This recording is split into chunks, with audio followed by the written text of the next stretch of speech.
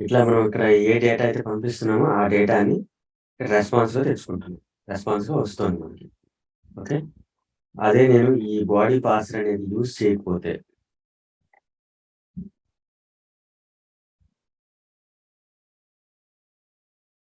ఏం జరుగుతుందో చూడండి. జస్ట్ ఈ 2 లైన్స్ కామెంట్ చేస్తే మనకు మిడిల్ వేర్ అనేది వెళ్ళిపోతుంది. పోస్ట్ మీద పోస్ట్ చేస్తే నాకు రెస్పాన్స్ ఏమొచ్చింది, ఎంప్టీ వచ్చింది. నాకు అక్కడి నుంచి డేటా ఏం రావట్లేదు.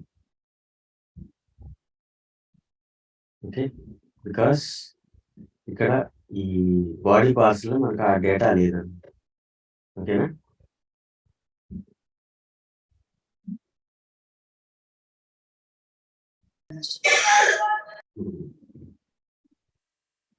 ఇప్పుడు కనిపిస్తుంది కదా? అయితే ఇంతసేపు నుంచి చెప్తుంటే కామ్గా ఉండాలి. చెప్పండి అన్మ్యూట్ చేసి. యాక్చువల్లీ రామకృష్ణ గారు మెసేజ్ చేశారు సార్, మీరే చూడలేదు. మెసేజ్ ఒకసారి చూడకపోవచ్చు. అంటే నేను క్లిక్ చేస్తే రాదు అనమాట. సో దానికోసం ఏంటంటే నేను చెప్పేటప్పుడు మీరు కంటిన్యూ చేస్తున్నారండి. అట్లీస్ట్ అన్మ్యూట్ చేసి మాట్లాడాలి. మనకు వెబినార్ లాగా కాదు ఇది. ఓకే.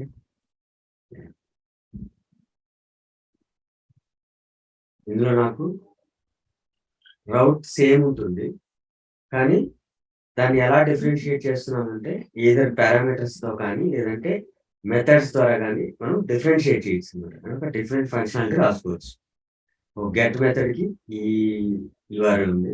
అదే గెట్ మెథడ్‌లో పారామీటర్స్ మార్చి మనం ఇంకొక ఏపీఐ లాగా క్రియేట్ చేస్తున్నాం. దానికోసం ఏంటి, ఇక్కడ నాకు లిస్ట్ ఆఫ్ రికార్డ్స్ ఉన్నాయి. అందులో నుంచి నేను ఐడీ పాస్ చేస్తే params dot request dot params dot ID అని చెప్పి మనం యాక్సెస్ చేసుకొని దాన్ని ఇట్లా రిటర్న్ చేస్తున్నాను. ఆ రిటర్న్ చేయడం కోసం ఏం చేస్తున్నాను, మనకు జనరల్‌గా అరే అనేది 0 నుంచి స్టార్ట్ అవుతుంది. అండ్ ఇక్కడ ఐడీ అనేది మనం 1 నుంచి స్టార్ట్ అవుతుంది. సో దానికోసం ఇక్కడ నేను -1 చేసి గెట్ చేసుకుంటున్నాను డేటాని. ఓకేనా?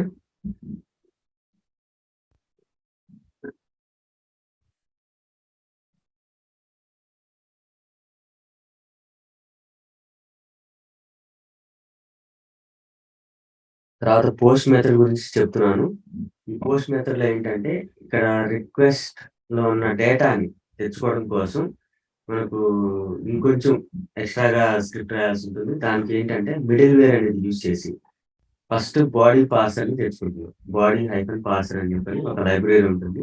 దాన్ని తెచ్చుకొని ఈ మిడిల్ వేర్ ద్వారా app dot use body parser dot JSON అంటే ఇది ఏం రిటర్న్ చేస్తుంది, నాకు జేసన్ ఫార్మాట్ అంటే ఇక్కడ రిక్వెస్ట్‌ని మనం మ్యానిపులేట్ చేస్తున్నాం అనమాట. ఓకే.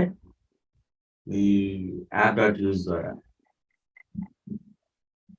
ఇందులో మనకు ఏమైనా యూఆర్ఎల్స్ ఉంటే దాన్ని ఎన్కోడ్ చేయడం. అంటే మనకు యూఆర్ఎల్ స్లాష్‌లు ఉంటాయి కదా! ఈ స్లాష్‌లు ఏంటంటే ఒక్కొక్కసారి మనకు ఫంక్షనాలిటీ డిస్టర్బ్ అయ్యే ఛాన్స్ ఉంటుంది. సో దానికోసం ఏంటంటే వాటిని పాస్ చేస్తారు. పాస్ చేసినప్పుడు ఈ స్లాషెస్ అన్నీ వేరే కోడ్ లాగా కన్వర్ట్ అవుతుంది. అట్లా ఈ బాడీ పార్సర్ యూజ్ చేసి మనం ఈ ఇందులో ఉన్న పారామీటర్స్ అంటే యూఆర్ఎల్ వచ్చేటివి అండ్ ఈ రిక్వెస్ట్‌లో ఉన్న బాడీలో ఉన్న డేటా తెచ్చుకోవచ్చు ఇక్కడ. ఓకేనా? మరీ ఎక్కువ చెప్పినా ఓవర్‌వెల్మింగ్‌గా ఉంటుంది. ప్రస్తుతానికి ఏంటంటే